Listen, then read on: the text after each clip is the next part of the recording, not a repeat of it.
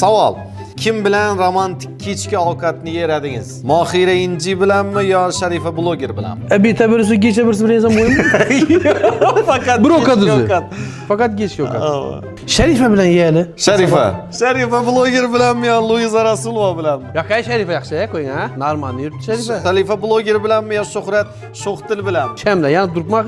O yostiqda. Sho'xtil bilan o'tirman, shamni yoqib qo'yib. Rastırma Sharifa bilan o'tirsang boshqa gap.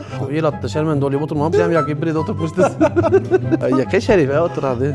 O'tiradi. Aytamiz. Sharifa bloger bilanmi yo Zarina Nizomiddinova bilanmi? Ko'rmadim gitmadi. Yo'q, alamma. Yo'q.